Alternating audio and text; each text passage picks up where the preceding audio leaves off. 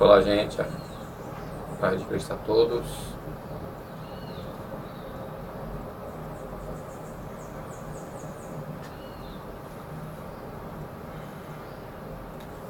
Olá, gente. A paz de Cristo a todos. Vamos aqui a mais um vídeo. Se assim o Papai do Céu quiser nos ajudar. Vamos ao Salmo 122, um salmo que é muito citado por algumas pessoas, quando querem exortar os fiéis a ir até um lugar de congregar, que nós chamamos hoje de igreja. A pessoa pega esse salmo, versículo 1, e diz: Alegrei-me quando me disseram, vamos à casa do Senhor. É importante, gente,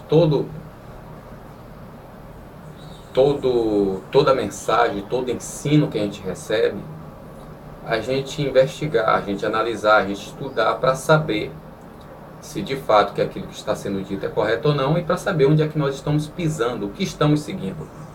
A ordem de Deus a Josué é aquela mesma que está lá no Salmo 1, que é meditar, entendeu? Meditar na lei dia e noite, a fim de que tenha cuidado de fazer tudo conforme está escrito.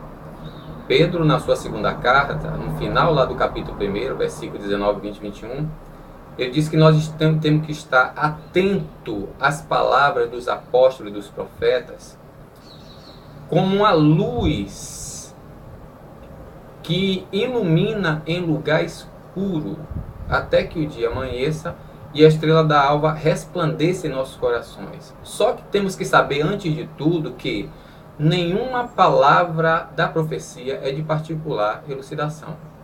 Então, nesses últimos dias, é muito comum se ouvir sermões temáticos, pregações em cima de temas. Você não vê sermão expositivo, onde abre as escrituras e leva você a mergulhar e a penetrar nas profundezas de Deus por meio da profecia, da palavra. Você não vê isso, para você ter profundidade na escritura. É isso que o Senhor Jesus diz lá em Mateus capítulo 7, a partir do versículo, agora eu não lembro, Lucas 6, a partir do versículo 47. O que é que Jesus diz? Que aquele homem sensato que escuta a palavra e a põe em prática, veja bem, é escutar a palavra e pôr em prática. Nós hoje em dia não escutamos a palavra é apenas para se ler os versículos e ali começar a forjar as ideias, e começar, a palavra é só para tirar o versículo, o resto é para forjar ideia de acordo com análise dogmático, do costume da denominação, daquilo que as pessoas gostam de ouvir. E aí as pessoas, em vez de cavar profundamente o alicerce, que quer dizer se aprofundar na palavra, estudar, averiguar o que significa, como agora que a gente vai falar, casa do Senhor, o que significa a casa do Senhor, ali no Salmo 122, versículo 1. Está falando de quê? O templo já havia sido construído? Quem escreveu o Salmo? Onde ele estava quando o templo foi construído? Está se referindo a quê? A cidade de Jerusalém? A tenda? Entendeu, gente?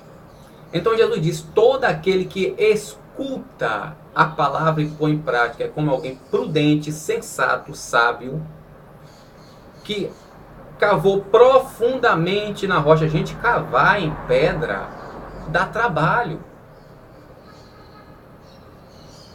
Cavou profundamente na rocha. Jesus diz, está escrito, eu posso estar errado. Leia aí, Lucas 6, a partir do 47. Cavou profundamente e lançou alicerce. De modo que, quando veio a chuva, a tempestade, os rios, e combateram impetuosamente com a casa, não caiu, porque estava alicerçada sobre a rocha. Agora o idiota, o tolo, o insensato, o imbecil, que é esse o significado da palavra, é só você pôr o dicionário, senão depois eu vou fazer uma tradução desse Lucas 6, 47, 48 e 49. Ele que escuta a palavra e não põe em prática é como essa pessoa insensata, idiota, imbecil que construiu a casa sobre areia. Agora imagine como é que eu vou construir minha casa sobre a rocha se o que eu sou ouço é só areia. Mensagem sem base nenhuma bíblica, sem aprofundamento bíblico, é só com base em temas, e as pessoas pegam, em vez de extrair né, do contexto histórico do texto, extrair o contexto hermenêutico do texto, fazer uma exegese do texto, para extrair, sabe? Como você vai fazer um suco de laranja? Você tem que fazer o quê? Tem que espremer para extrair. Para fazer um extrato de tomate, a palavra extrato. Você vai, em caldo de cana, você vai extrair. Então, hoje as pessoas não extraem a mensagem da Escritura. A pessoa introduz a ideia dela na Escritura. A Bíblia é só para fazer uma leitura de um texto. Não, vou pregar em cima deste tema. Sim, e o que significa no texto esse tema? Amém, gente?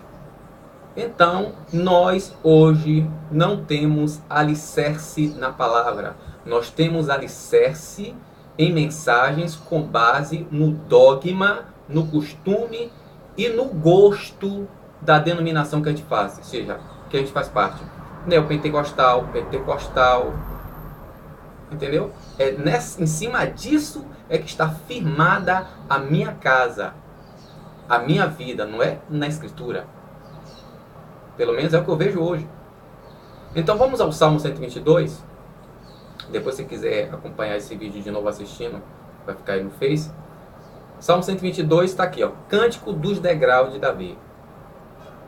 Vou dar uma pausa aqui. Leia 1 Reis, do capítulo 1 até o 6, e veja o que aconteceu. Onde estava Davi quando o templo de Salomão foi escrito, ou foi construído? No capítulo 6, no 4º ano do reinado de Salomão, ele começa a construção do templo. Davi estava onde, gente? Davi estava já morto e sepultado há cerca de 3 anos. Aqui o Salmo 122 está dizendo o quê? Cântico dos degraus de Davi. É um salmo de Davi. Vamos ler? Alegrei-me quando me disseram, vamos à casa do Senhor. Os nossos pés estão dentro das tuas portas, ó Jerusalém. Jerusalém está edificada como uma cidade que é compacta, onde sobem as tribos do Senhor, até o testemunho de Israel para darem graças ao nome do Senhor. Pois ali estão os tronos do juízo, os tronos da casa de Davi. Orai pela paz de Jerusalém. Prosperarão aqueles que te amam. Haja paz dentro dos teus muros e prosperidade dentro dos teus palácios. Por causa dos meus irmãos e amigos direi, a paz esteja em ti. Era o costume de todo visitante, quando chegasse às portas de Jerusalém, falar isso. A paz esteja em ti. Por causa da casa do Senhor nosso Deus, buscarei teu bem.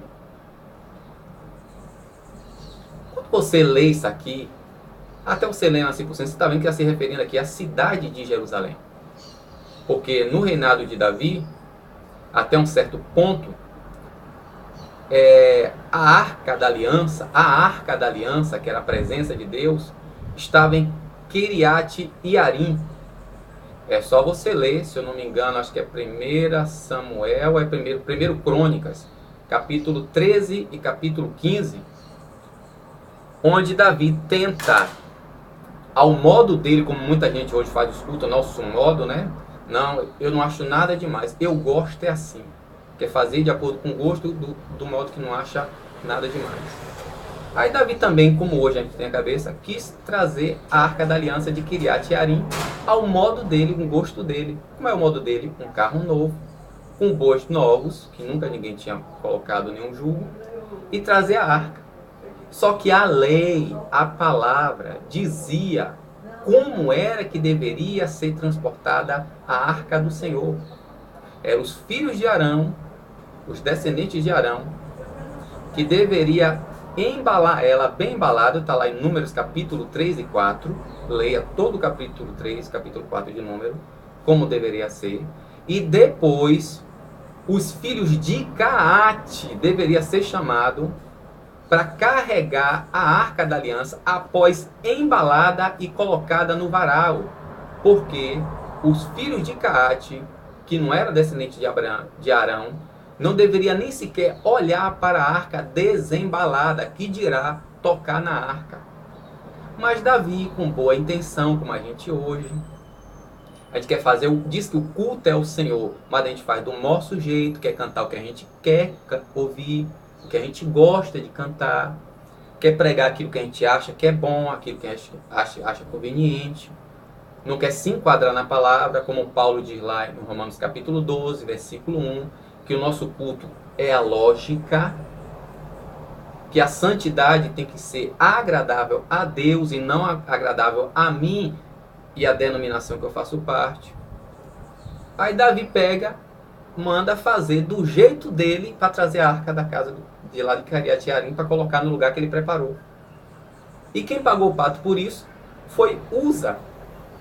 O Uza que também com boa intenção quis ajudar para que a arca não caísse. E segurou, quando foi segurar a arca, ele foi fulminado na frente de todo mundo. Só no capítulo 15 de 1 Crônicas foi que Davi chama os filhos de Caate para fazer agora de acordo com a palavra, não de acordo com o que ele achava conveniente. Então as pessoas pegam a mensagem com base nas suas ideias e de fazer o povo vibrar, porque não, a presença de Deus tem que se manifestar do meu modo. E aí a gente acha que é isso. Isso é que Deus está no negócio. Toda agitação, toda aquela coisa. Não é instruir as pessoas, para as pessoas ficarem balizadas na palavra. Aí pega um texto desse, e aí pega a ideia católica, casa com o texto dele. Não, a casa do Senhor é a igreja. A igreja é a casa do Senhor. Em primeiro lugar, gente, nesse tempo, o templo ainda não existia. O Salmo 122 é só você pesquisar. Isso é dever seu. Você tem esse direito, esse dever. Está falando da cidade de Jerusalém, que lá em Lamentações de Jeremias, Jeremias chama de estrado dos pés do Senhor. Entendeu? E quase 4 anos após a morte de Davi, quando Salomão já tinha consolidado o seu trono, ele agora ordena a construção do templo, quase 4 anos após a morte de Davi. Então Davi não está falando aqui do templo de Salomão. E outra, só havia um templo, só foi construído um templo em toda Israel. Toda Israel só havia um templo. E se nós nos aprofundássemos na Escritura, nós saberíamos que a nossa vida hoje, na graça de Jesus, até esse presente momento e até o futuro, é uma simbologia semelhante à saída do povo do Egito e à caminhada no deserto, gente. Assim como Deus tirou o povo do Egito para uma terra que ele tinha prometido aos seus antepassados, hoje, Jesus, por meio da mensagem do Evangelho, tira-nos do Egito, que é o mundo, para uma terra prometida, que é a Nova Jerusalém, que descerá como a noiva ataviada, Apocalipse capítulo 21. Jesus vai reinar lá em Jerusalém. E nós, a igreja, reinaremos com ele. Assim como o povo de Israel habitava provisoriamente em tendas armáveis e desarmáveis, porque eles eram peregrinos e forasteiros, até chegar, tinha que peregrinar o deserto, que é fome. Você passa todo tipo de luta no deserto. E eles viviam em tendas. E a Bíblia diz em João capítulo 1, versículo 14, que o Verbo fez a si próprio carne e habitou em tendas e vimos a sua glória. Só que na sua versão não está assim. Na sua versão está só habitou entre nós. No grego está habitou temporariamente, ou tabernaculou, porque o verbo ali é skenos-se, de onde vem a palavra skenes, no grego, que em português traduz como tenda. Paulo dá uma pista maravilhosa em 2 aos Coríntios, capítulo 5, que se nós tivéssemos hábitos de ler a palavra, nós veríamos isso. Não, mas nós apenas ouvimos mensagem, aí vamos para casa, gente, o fogo, não sei se o céu subiu ou se o céu desceu. Ainda dizendo isso, aprendeu o quê? Nada. Olha o que Paulo fala aqui, ó. Assim como o povo habitou em tenda até a chegada em Canaã, Assim nós habitamos nesse corpo de tenda até a chegada do Messias, quando nos arrebatará e os nossos corpos seremos transformados. Olha o que Paulo fala em 2 Coríntios, capítulo 5.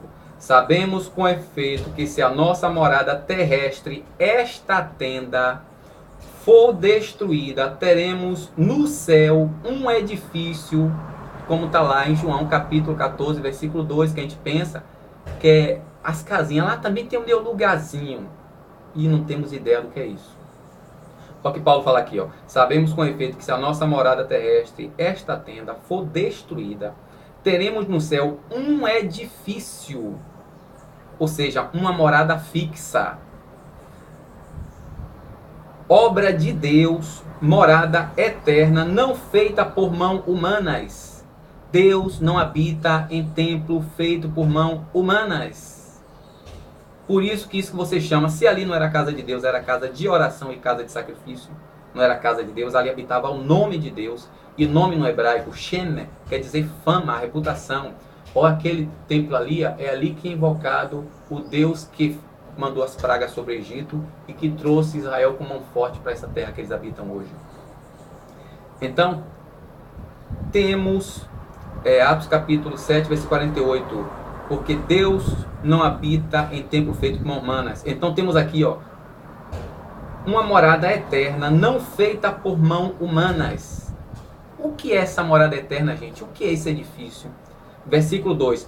Tanto assim que gememos pelo desejo ardente de revertir por cima da nossa morada terrestre a nossa habitação celeste. E que habitação é essa? Vamos conseguir. O que será possível se formos encontrados vestidos e não nu? Pois nós que estamos nesta tenda, gememos acabrunhado, porque não queremos ser despidos da nossa veste, ou seja, morrer. Mas antes revestir por outra, por cima desta, a fim de que é mortal, seja absorvida pela vida. E quem nos dispôs isto foi Deus, que nos deu a garantia do Espírito. Então, essa morada não feita por mão humana, essa morada permanente e eterna, aqui é o corpo glorificado que nós vamos receber. Assim como simbolicamente Israel habitou em tendas até construírem casas permanentes quando chegou na terra prometida. Nós moramos nesse corpo mortal, que Paulo fala aqui em 2 Coríntios capítulo 5, chama de morada terrena provisória. Aí ele diz, se ela se desfizer, ou seja, se ela for desarmada, entrar em decomposição, temos no céu uma tenda feita, uma moradia permanente, uma casa permanente, não desarmável mais, feita não por mão humana, mas de Deus no céu. O que significa isso?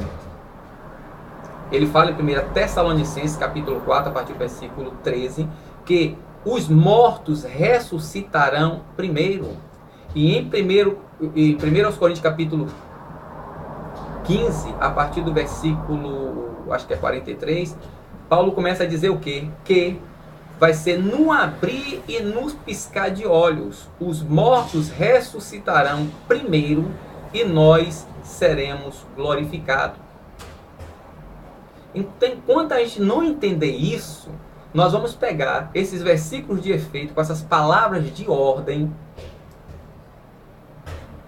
com essa teologia denominacional, não teologia bíblica, e vamos direto, repetimos os mesmos erros. Porque o templo de Salomão, o próprio Salomão fala no capítulo 7 ou no capítulo 8, é só você ler. Salomão começa a dizer, será que Deus habitaria em um templo, ou, né, num lugar como esse, visto que nem o céu do céu, mas depois ele diz, o Senhor do céu ouve a oração feita. Ó, se é casa de Deus, por que Salomão disse, do céu ouve? Entendeu, gente? Você sabe, então Israel, Jerusalém, era chamada de casa de Deus. O que era Israel? Terra. A própria palavra Adam, dela deriva um adjetivo que é Adamá. Adamá quer dizer terreno. Tanto um pedaço de terra como aquela natureza da pessoa. Aí quando você vai para a Bíblia, você descobre quem é a casa de Deus. Quem é a casa de Deus, gente? João capítulo 14, versículo 23. Quem tem as minhas ordenanças e as obedece, este é o que me ama. Será amado por meu Pai, e eu e meu Pai viremos para este e passaremos a permanecer, a morar nele. Você vai para 1 Coríntios, 2 Coríntios, capítulo 6, que já está aqui aberto, versículo 16, quando Paulo pergunta assim: que há de comum entre o templo de Deus e os ídolos? Ora, nós é que somos o templo do Deus vivente, como disse Deus, neles habitarei, entre eles andarei, serei seu Deus e ele será o meu povo. 1 Coríntios capítulo 3, versículo 16 e 17, todo mundo já sabe disso, mas com a nossa mentalidade católica, parece que a gente não percebe isso. 1 Coríntios capítulo 3, versículo 16 e 17. Não sabeis que sois o templo de Deus e que o Espírito de Deus habita em vós? Se alguém destrói o templo de Deus que sois vós, Deus o destruirá. É incrível como a nossa mente, embotada pelas ideias e os costumes da denominação, não nos permite vislumbrar a profundidade da Escritura. Você vê que hoje em dia as seitas são chamadas de igreja e a igreja são chamadas de fiéis. Eu pergunto, Jesus fundou algum templo de pedra? Jesus mandou construir algum templo de pedra? Mateus capítulo 28, olha quem foi que Jesus mandou construir. Para você entender Mateus capítulo 28, leia a introdução de Daniel. O que foi que aconteceu com Ananias, Misael, Daniel e Azarias? Eles foram por 3 anos. Eles foram por 3 anos instruídos em toda a ciência, costume e na língua da Babilônia, para aprender-se a se portar no templo. É isso que deveria esses negócios que chamam de igreja fazer com o cidadão. Aceitou Jesus, agora você vai aprender a ser como Jesus é, porque vocês serão reis e sacerdotes. E vocês precisam saber como é que um rei e um sacerdote procede. E serem educados como Jesus era educado. E foi isso que Jesus mandou os discípulos fazerem. E nós pensamos hoje que é pregar ou tornar a pessoa prosélita. O que é prosélito? Prosélito é aquele que obedece às normas e os costumes de uma seita. O pior é que na nossa cabeça as seitas são igreja. Olha o que Jesus disse aqui em Mateus capítulo 28, versículo 19 em diante, diz assim, ó: ide, portanto, e educai, discipulai todas as etnias, batizando-a em nome do Pai, do Filho e do Espírito Santo e instruindo a elas a conservar tudo que eu mandei a vós. O que é discipular, gente? Educar. Lucas capítulo 6, versículo 39 e 40. Pode um cego guiar o outro cego? É o que está acontecendo hoje. Não cairão ambos numa cova? O discípulo não está acima do seu mestre, mas todo o que for treinado como o seu mestre, ele será como o seu mestre. Discipular é treinar. O que foi que Jesus fez com os discípulos durante 3 anos e meio? O que é que nós estamos fazendo hoje, dizendo que estamos pregando o Evangelho de Cristo?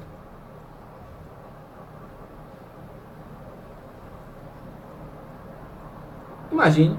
E Jesus ainda mais, ó, instruindo, ensinando a conservar tudo que eu mandei. Que Jesus mandou, a gente quer saber de nada, a gente quer saber qual o costume aqui. Não, o costume aqui da minha igreja é essa. Se você quiser permanecer, sim, mas a Bíblia diz isso aqui. Isso aqui nem igreja é. Porque a palavra igreja quer dizer de dentro para fora escolhidos. De dentro para fora chamado. De dentro para fora eleito. João capítulo 15, versículo 18, 19. Está escrito. A palavra igreja literalmente é chamados para fora. Chamados para fora. Vamos ver aqui. João capítulo 15. João capítulo 15, versículo 18 e 19. Como a gente não sabe o que significa a palavra igreja, aí na nossa cabeça igreja é igual templo com uma placa na frente dizendo igreja evangélica tal, tal, tal. 18 e 19 diz assim, ó. João capítulo 15, 14, 18 e 19. Não foste vós que escolhestes. Eclesia. Eclesia quer dizer escolha, eleição, chamado, convocação. Não fostes vós que me escolheste, mas fui eu que vos escolhi e vos designei para irdes. Ninguém elege alguma coisa e depois diz assim, para que eu estou elegendo isso? Para que eu estou convocando? Eu convoquei vocês para quê? Eu estou chamando você, pô, chamei você, é para quê mesmo? Sempre tem um propósito. A palavra igreja quer dizer chamados. Por isso, gente, que Paulo diz lá em 2 Coríntios capítulo 5, que nós somos embaixadores de Deus. Porque o que é um embaixador? É um representante oficial de uma nação, de um reino. Igreja significa também isso.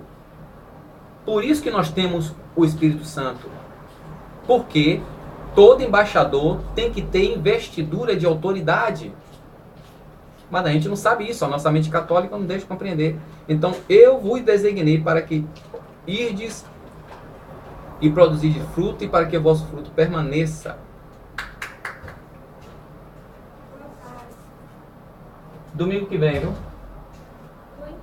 Viu? Então a gente não entende isso. Quer mais uma palavra que Jesus falando isso, que é igreja? Igreja é chamado de dentro para fora. João capítulo 10. O que é que Jesus diz aqui?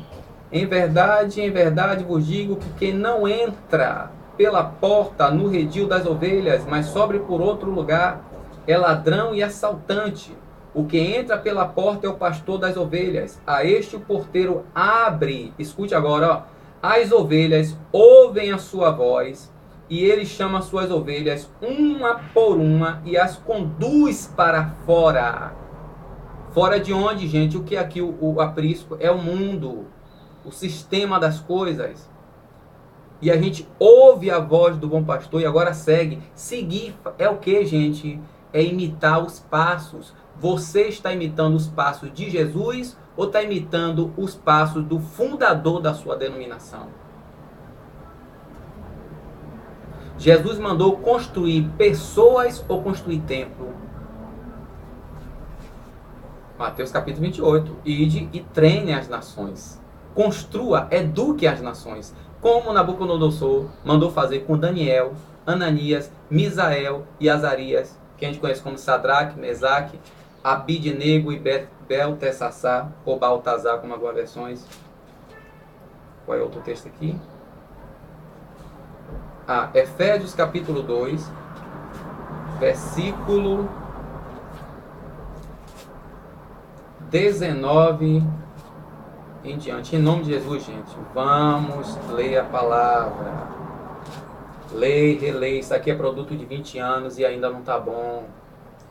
Portanto, já não sois estrangeiros e adventícios ou forasteiros, mas co-cidadãos dos santos e membros da família de Deus, edificados sobre o fundamento dos apóstolos e dos profetas. Não é edificado sobre o fundamento que pega o seu pastor, o fundador da sua denominação, não é sobre o fundamento do catolicismo romano, não. É sobre o fundamento dos apóstolos e do profeta. Por isso que eu tenho que conhecer a antiga aliança e a nova aliança profundamente, para entender. Quando eu leio a escritura, eu extrair a ideia da escritura que ela está me passando. Não meter a minha ideia na escritura e dizer que ela está falando aquilo que eu quero que ela fale. Sabe? Edificado sobre o fundamento dos apóstolos e do profeta, no qual Jesus Cristo é que é a pedra angular. Não é Macedo, não é Gonavingre, entendeu? Não é Daniel Berg, não é Agenor, não é fulano, nem cicrano, não. É Cristo que é a pedra angular. Nele, bem articulado, todo edifício se ergue como um santuário santo no Senhor. E vós também nele sois edificado para seres habitação de Deus. A habitação de Deus, a casa de Deus, sou eu e você, se mantermos a fidelidade na palavra. Não é esse negócio construído aí que o povo tem tanto zelo, investe tanto e você vai precisando de um remédio, leva uma receita e você, não, irmão, vamos fazer uma oração aqui, vamos fazer uma coleta aqui com os irmãos. Quer dizer, você já deu, tem que pedir de novo. Deixa quieto. Hebreus capítulo 3. Hebreus capítulo 3 diz assim, a partir do versículo 1. Assim, meus santos irmãos e companheiros da vocação celeste, considerai atentamente Jesus, o apóstolo e sumo sacerdote da nossa profissão de fé. É fiel a quem constituiu, como também o foi Moisés em toda a sua casa. Que casa é essa? Os filhos de Israel. Ele foi de fato considerado digno de maior honra do que Moisés, pois o arquiteto tem maior honra do que a própria casa. Toda casa, com efeito, tem o seu arquiteto, mas o arquiteto de tudo é Deus. Ora, Moisés era fiel em toda a sua casa, como um servo, para ser testemunha das coisas que deveriam ser ditas. Cristo, porém, na qualidade de filho, está acima de sua casa. Esta casa somos nós, se mantivermos a confiança e o motivo alterneiro da esperança. Depois disso, você ainda quer dizer que Davi estava falando ali do templo de Salomão, que só foi construído, só se ele profetizou. Mas o contexto do Salmo 122 está dizendo que é a cidade de Jerusalém, que antes de ser construída, a casa de oração, a casa de sacrifício, já era considerado como moradia de Deus, onde Deus colocava os pés. É o estrado dos pés, que era chamado. Então, gente, a gente precisa urgentemente renovar a nossa mente para que possamos, de fato, discernir qual é, deveras, a boa, perfeita e agradável vontade de Deus, que nós confundimos com os dogmas da instituição que nós fazemos parte. Para encerrar, eu vou ler aqui Mateus capítulo 15, do 1 até o 13, para você ver como a história se repete e a gente incorre no mesmo erro. Mateus capítulo 15, do 1 até o 17, que você vai ver que é o que acontece agora. Eu desafio você, eu lhe desafio, você achar em um dos evangelhos Jesus repreendendo alguma pessoa comum. Você só vai ver ela repreendendo só escriba, fariseus e sacerdotes. Você nunca vai ver Jesus repreendendo outra pessoa se não fosse autoridade judaica. Ninguém, Pilatos, ninguém, só as autoridades judaicas. Então a nossa ideia bíblica, a nossa ideia de mundo bíblica, não tem nada a ver com a Bíblia. A nossa ideia só tem a ver com a denominação, com os dogmas que a gente faz parte. E a gente pensa que a gente tem ideia do que é a vontade de Deus. Olha o filme da agora, como já acontece desde o tempo de Jesus. Ó. Nesse tempo, chegando-se, Mateus capítulo 15, nesse tempo chegaram-se a Jesus fariseus e escribas vindos de Jerusalém e disseram: porque os teus discípulos violam a tradição dos antigos. Veja bem, não é a lei, é a tradição dos antigos. Pois que não lavam as mãos quando comem. Ele, no caso Jesus, respondeu-lhes: e vós, porque violais o mandamento de Deus por causa da vossa tradição? Com efeito, Deus disse: honra pai e mãe, e aquele que amaldiçoar pai ou mãe certamente deve morrer. Vós, porém, dizer: aquele que disser ao pai e à mãe aquilo que de mim poderia receber foi consagrado a Deus, esse não está obrigado a honrar pai e mãe. Gente, está escrito. Eu estou usando aqui a Bíblia de Jerusalém. E assim invalidastes a palavra de Deus por causa da vossa tradição. É o que fazemos hoje. Este bem profetizou Isaías a vosso respeito, hipócrita, quando disse: este povo me honra com os lábios, mas o coração está longe de mim. Em vão me prestam culto, pois o que ensinam são apenas mandamentos humanos. O que é culto, gente? É outra coisa que a gente não tem ideia. Culto, gente, é um trabalho. A palavra culto quer dizer trabalho. No contexto histórico, bíblico e hermenêutico da palavra, indica um serviço que alguém presta a uma soberania obedecendo um protocolo. Olhe como é grande a definição. Latris ou latreia, que a gente chama como culto, é um serviço que alguém presta a uma soberania após passar um treinamento para obedecer protocolo. Porque senão ele poderia trazer, se ele quebrasse o protocolo, trazer danos para o reino e causar até a morte dele. Chegando em seguida, chamando para si a multidão, disse: ouvi e entendei, não é o que entra pela boca que torna o homem impuro cerimonialmente. Vou botar aqui entre parênteses, para a pessoa não pensar que pode comer com a mão suja e depois pegar uma doença. Não, aqui está falando impuro no sentido para com Deus. Mas o que sai da boca, isso torna o homem impuro. Então os discípulos, cercando ele, disse: sabe que os fariseus ouviram o que disseste e ficaram escandalizados? Ele respondeu, porém, toda planta que meu Pai Celeste não plantou será arrancada. Deixai-os, são cegos conduzindo cego. Ora, se um cego conduz outro, não acabarão ambos caindo no buraco? Amém, gente? Aqui tá bom. Então, eu aconselho vocês a repensarem aquilo que vocês acham que é evangelho, aquilo que vocês acham que é a verdade de Deus, e voltar às escrituras e examinar. Porque os crentes, a maioria, infelizmente, principalmente no meio pentecostal e neopentecostal, a Bíblia é apenas um apetrecho ou um amuleto. Que tem igreja aí que você nem vai a Bíblia, você vai lá somente na intenção de fazer a campanha e buscar o que você quer, o que você precisa. Não é ser instruído na palavra para servir ao próximo e ver Deus na sua vida. Não. É para você buscar os seus objetivos. Deus abençoe. A paz.